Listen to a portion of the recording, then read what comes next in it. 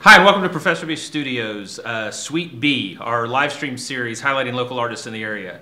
I have the pleasure of introducing to you an instrumentalist, a songwriter, a meme specialist, and a birthday boy, Mr. Adam Norris. Thanks for having me, man. Appreciate it. Thanks for being here. I want to dive specifically into one of those right out of the gate. Okay. All right. So I noticed that you self-proclaimed live by memes. That's right. I literally live off of memes. All right. Fantastic. And by that I mean pretty much most of my time, if I'm not like interacting with people, it's usually laughing at some version of meme on my phone and sending it to someone. So. Okay. So would you say that you're able to describe or create memes visually without us having to show them here? Could you? I could give it an effort. Okay. I could give it an honest effort. So I want to get us to where we're going by way of asking you this question. Okay. You just spent a year creating an album. Yes. But not just on your own. You decided to do this remotely with other artists, locally with other artists. I mean, this was, and I want to dig into the kind of the bones of it after we do this. But can you walk me through the process, month by month or element by element, represented by a meme? So like the start of it, what would that be? February, March, you know, and so on. So you just kind of walk us through the process with memes. Okay, so I guess I'll cheat a little bit. That's fine. And say that pretty much I did it in kind of 4 stages. So the first few months was like the writing and production of it and coming up with the ideas. The next 3 was like recording and getting the ideas out. The next 3 was getting the guest vocalists to do their parts and then getting that recorded. And then the last 3 was spent just mixing it and getting it ready for digital release. So I would say the first few months it'd be like, I would say kind of like Dat Boy, if you know what a Dat Boy is. He is a frog that is running on a unicycle. And what I mean by that is it was a very, very easy process. A lot of it came very naturally, and so I'm just imagining myself in the studio running a unicycle. As are other people probably. That's so right, probably. So that's how it felt. And then the next set of months spent recording it was kind of like, I don't know if you've seen one, it's called Baloney Cat. It's the best way I can describe it. It's where a person who has a pet cat drops a piece of bologna on its face, and it kind of falls back out of like pure shock. Mm-hmm. And I would say that's probably a good representation of like the recording aspect of it, because I enjoy recording, but the aspect of it is super overwhelming to me, and it took a lot of effort of like working through it, and was definitely like a very overwhelming experience. Okay. And then let's see. Phase 3. Phase 3, which was the guest vocalist part. I'd say it's the one of the cat like furiously working on a laptop the whole time, because I spent a lot of my time just kind of corralling people, sending countless emails and just conversations and sending notes and lyrics and song ideas back and forth until we had the finished product. So that was probably one of the most fun parts of the process. And then the last section, which is like the mixing, mastering, get everything cleaned up. I really honestly can't think of a meme off the top of my head. It's just, it was just very satisfying. So if the viewer wants to come up with whatever meme represents satisfaction, feel free to Google in another tab. And that's right. Look up something like that, because it was... Send us some suggestions. Yes, that's right. So you mentioned in Phase 3 working with guest vocalists, but introduced you as an instrumentalist, and I know you compose primarily instrumental music, or you have. At least that's my experience with what you've done. The only time I've seen you live was doing an instrumental set. That's right. So why add vocalists to this album? Yeah, so the idea was a lot of people's version of like a solo project. It's definitely very like self-indulgent. You have the ability to have complete creative control and freedom with how you want to make the music, and that's usually how people like view it. But for me, my ultimate goal with a solo project was actually kind of almost in a way doing the opposite experience, but being in control of that. How much could I actually show off, let the instrumentals be as they are? I mean, that's my bread and butter. That's a lot of fun for me. But for the listener, the reality for a lot of instrumental music, for most listeners, I'm not most listeners, but for most, is like, it's good background music. I mean, that's just the reality of it. But the fun part for me was being able to work with vocalists to really add an extra dimension of it, and being able to step back and say, these are artists that I think are doing really, really cool things, and would act as kind of like a resume boost of sorts for other artists who may not have as much product or material out there. Some of these guys have been in bands. Some have never done a live show before. Some are worship pastors that work with churches. I mean, I didn't really have any issue with whatever background. I just wanted to work with artists who were willing to kind of not compromise, but I was going to give them as much as I could to go off of and see what they would run with. And by the time it came back like a musical game of telephone, it was very satisfying to find that I didn't really do a lot of poking and prodding. I just kind of would check in every few weeks and go, how's it going?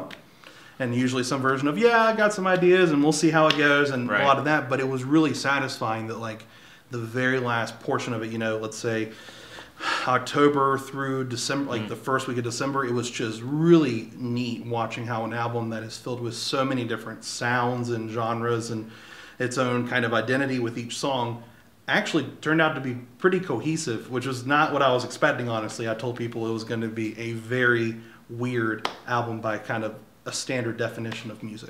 Okay, so you talk about cohesiveness in that, and I've got a couple other questions, but I want to hit on that because that's where you left it right there at the end.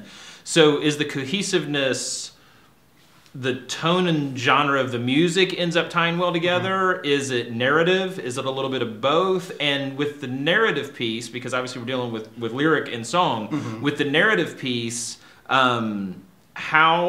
how much freedom did the vocalists have to tell whatever story they wanted, and how much of it was a story you gave for the album and they wrote within those parameters? I've heard you refer to you being a funnel, exactly, that everything has to pass through. So how much of that was that part of it? Sure. I would say a lot of it, and it's kind of a cop-out answer to say it was all different for each person, which it was. But for the most part, I would send the person a song, some kind of a general emotion or vibe I was going for with the track. And then I said, here's maybe an experience that I relate this music to. Whether or not you want to relate it to that, do something completely different, or however you want to do it.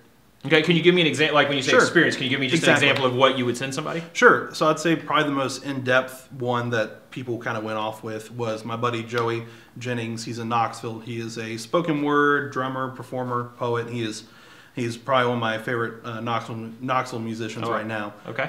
And originally, similar situation, I sent him the song, and he was like, I like it, but I want to go way deeper. He wanted to like push it into like, I want to hear a full narrative from you, I want to hear a full story, I want to capture that energy. He was asking for that from you? From me. Okay. So over the course of a couple phone interviews, I kind of explained that song, Shed, with Joey and Gray, was a song that actually was kind of I told my wife, Kayla, it's the closest thing to a love song I'm ever going to write, because a lot of it is very much, whether or not you see me in it, maybe you see yourself in another loved one or person, it was the idea of, I was showing at one point in time my worst self, and Kayla chose to kind of look through that, and despite that, love me, which is just, in a lot of ways, a lot of people maybe can relate to just the general idea of that, but Joey wanted to dig in on that and say, give me an example. And it got very, very intimate very quickly, and talking about my kind of culmination of like anxiety and frustrations and life pressures and just not coping well with that stuff, and like feeling like I was frozen, wasn't able to kind of be the husband, be the person that my wife deserved.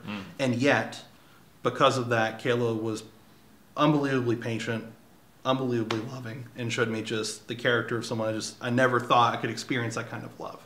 And Joey was like, okay, that's a lot to go off of. So he just kind of went off with that. And then a few months later, the end result was pretty much I wrote the hook, which is Gray's sung part, which was the idea of offering this like unfair transaction, my sorry soul, for her whole heart.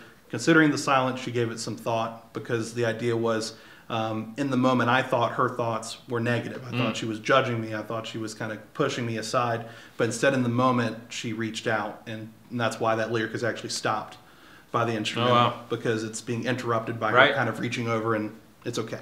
Okay. And then, but the verses, the whole narrative, that was entirely Joey, and it was probably one of the most satisfying songs in the album, because it was so cool to just let someone go completely free with just about 10 minutes of information, and to see the end result, it felt very natural. It didn't feel... So are there, as natural as that one felt, as attached, I mean, I know there's attachment to the whole album, but as attached as you are to that story, just, I mean, to hear and see you talk about it, I get that.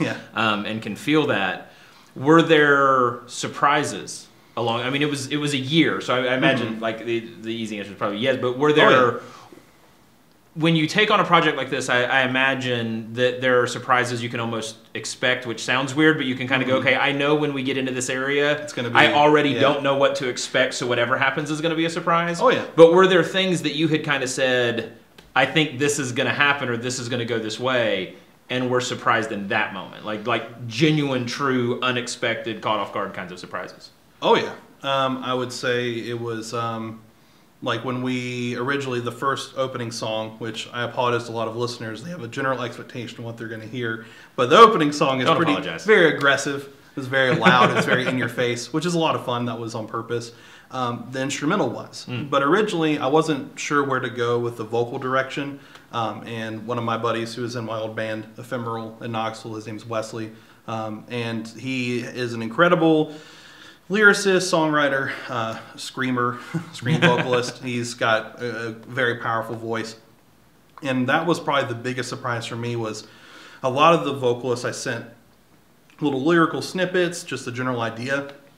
With Wesley, because of the time frame and things working out really quickly, for him, that was one of the more surprises. Was like, I originally wasn't even going to have vocals for it. Right. And I was like, we talked and said, hey, I want to give it a shot. For that track, not for the album. Yeah, for that track. Okay. And he was like, well, I think it might sound cool with this. And I was like, well, I'm going to be in Knoxville in a few weeks. We'll just try it. We'll see how it goes. And we ended up visiting back in like July last year. And while we were there, he hadn't showed me anything. Hadn't heard a single performance, no demo, nothing. He was like, yeah, just let's get the mic and let's just see what you think. And I was just like, all right. And it was crazy just how quickly, I mean, that take you hear on the album actually is, I think, only the second take. Oh, man. He did the first one, and I got to hear it, and I said, okay. Yeah. My hope is this next one is it, because I want to capture exactly the amount of surprise I felt hearing that. I was like, this fits perfectly, yet I didn't have any expectation. It was somehow exceeding expectations I didn't even have. Right. Which was really, really cool. That's a cool I mean, I was way to like, say that. so he did that, and it was the second take. That rest of that song was just go. And that's awesome. We said, okay, well, I guess we'll grab some lunch now. yeah. So, what do you do with the rest of the time? So that was really cool. Okay, awesome. So one other thing I want to touch on before we do a little bit of transition, because we definitely want to hear you guys play. You talked about the tendency for people when they pull up or listen to or find instrumental music, it's because they want to have something. And I know that's not specific to this album, because obviously this album has lyric, this album has vocal. But as someone who works in that genre, and if you do, how do you fight that tendency? Because it's almost like I know there's some people who do what you do that have just embraced it. Oh, absolutely. And said, I'm making background music, and there's that's not a knock. No, I don't mean that way. Yeah. But I don't get that from you. Mm-hmm. And so, musically or philosophically or approach-wise or whatever it is, and if that has to do with where you distribute your music or in any piece of it, how do you separate yourself from being one more instrumental album? That's a good question. I try to ask one every time. Just one good question. Yeah, it was a pretty good one.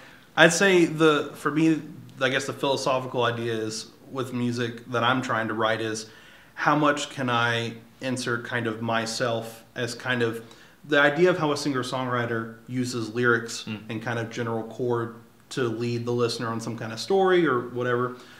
In that similar sense, every second should not be wasted with my music.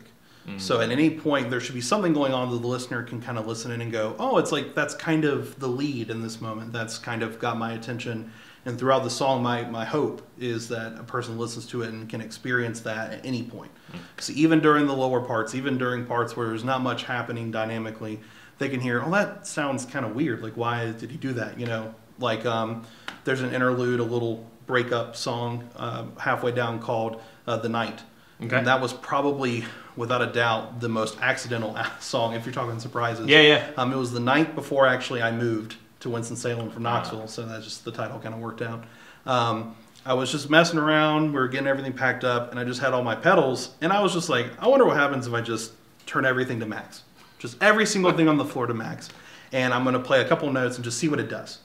And what you hear is actually, I was freaking out in the moment because it was feeding itself back those three notes, and kind of automatically swelling. I was freaking out because I knew I wanted that to be on the album somehow, but I couldn't record it. It was just coming through an amp. So I grabbed my iPhone and literally just jammed it up to the speaker and was like, well, I'll just give the idea. Right. That's actually the finished product. And you used the that was iPhone. it. I just took the track in, cleaned it up as best I could. Voice memo and just go. voice memo and said, hey, that one's called The Night. What's next? Oh, that's cool, man. And just kind of moved on. That's very cool. Okay, so we're getting ready to take a quick break and kind of switch setup and stuff and get over so we can hear these guys play. But while we're doing that, we'll give them a little bit of work to do, which is like go find you places. So where can they find you social media wise? Where can they find your music? Like give a quick plug. We'll do it again at the end, but like let's give them something to do while we're switching stage. Let's go. Any camera you want. Pick a camera. Any camera. All right. So you can find me on iTunes, Spotify, any streaming service under my name, Adam Norris. You can find me on Instagram at Adam Norris Music, and you can find me on Facebook at Adam Norris. Awesome. All right, so we'll be right back with Adam Norris. Go look him up.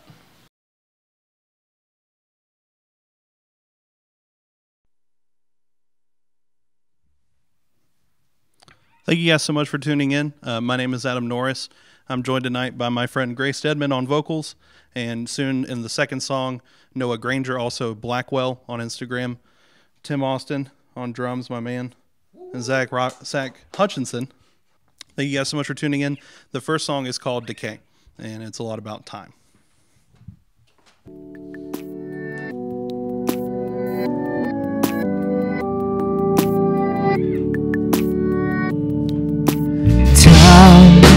Move so fast before we know it's gone. Things don't seem to last long enough anymore.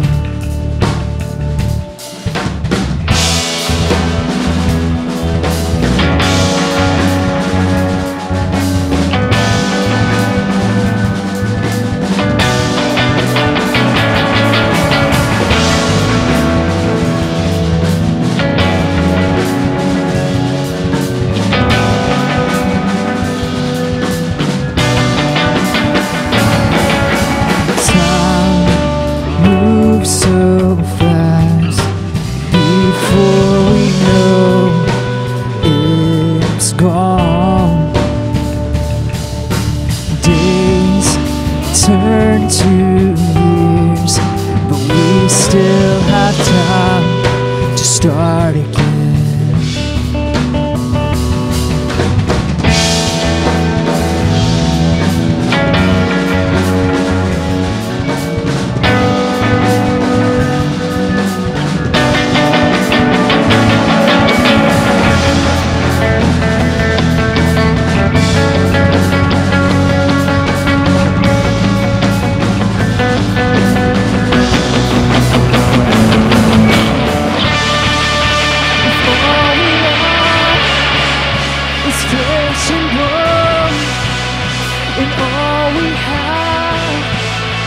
All we know, if everything comes around, goes around again, maybe we can start again.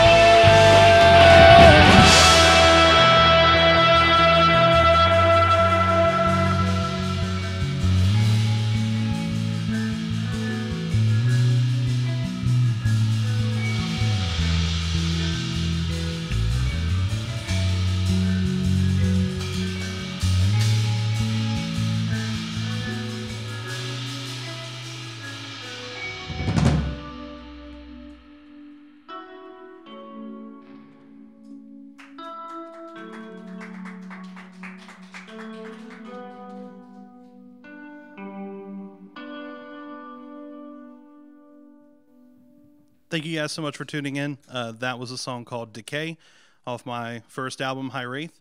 This next song is actually a special one. It's called Copacetic, which is another word for okay. And it features my good buddy here, Noah Granger Blackwell, on vocals.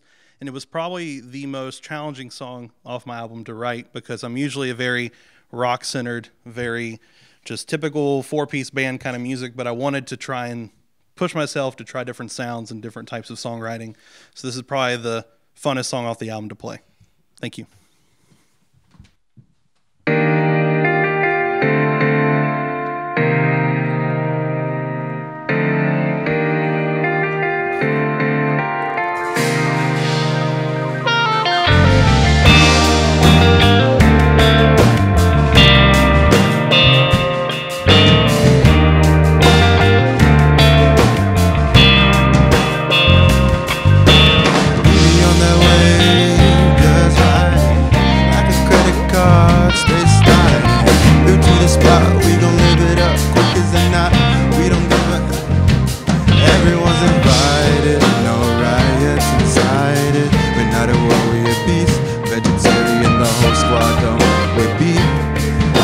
Too fat, cause I say project way too lean. Catch a flow that can't ascend. Such a girl, but don't get reckless. Life's not meant to be a checklist. Till you're right by the copacetic. Yeah. Catch a flow that can't ascend. Such a girl, but don't get reckless. Life's not meant to be a checklist. Till you're right by the copacetic. You got something special and I see it. Yeah. They're tryna dim your light, they're tryna steal it. Oh, but they know they got that something special, boy. Something special in your heart. Ain't no way they can take that from you, no. Catch a flow, they can't ascend it. Set your goal, but don't get reckless. Life's not meant to be a checklist. Till you're right and copacetic. Such a flow they can't upset it. Such a goal but don't get reckless. Life's not meant to be a checklist. Till you're right and copacetic. Copacetic.